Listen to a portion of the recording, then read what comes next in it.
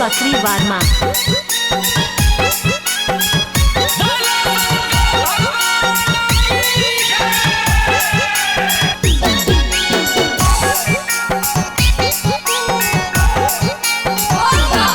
आगे पायलो दे बौकीन के आगे तोरे गे पसीन के करहे नाना खराबा छौली सोमवार के दिन गे। आगे पायलो दे बौकीन के आगे तोरे गे पसीन के करहे नाना खराबा छौली सोमवार के दिन के।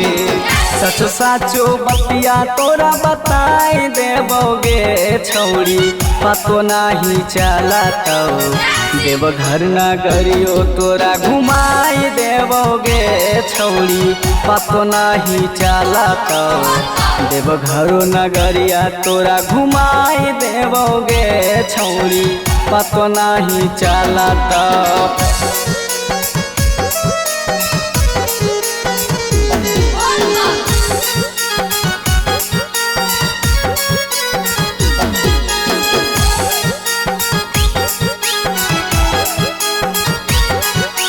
पतो नाही चलता देवघर तोरा घुमाई छौरी पतो नाही चलता देवघर तोरा घुमाई छौरी पतो नाही चलता।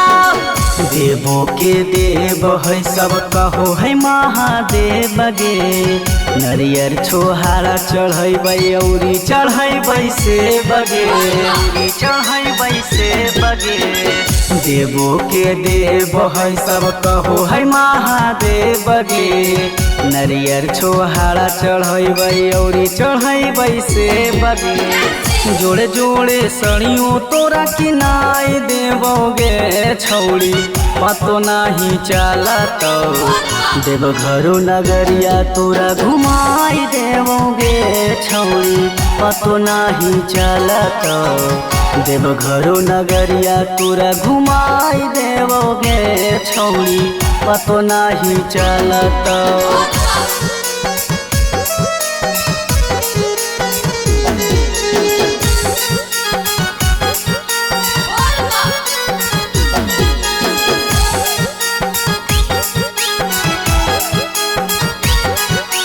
पतो नाही चलता देवघर तोरा घुमाई छौरी पतो नाही चलता देवघर तोरा घुमाई छौरी पतो नाही चलता।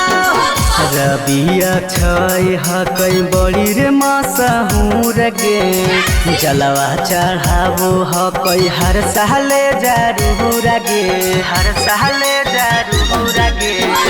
रबिया छय हकई बड़ी रे मशहूर गे जलवा चढ़ाबो हकई हर साले जरूर गे।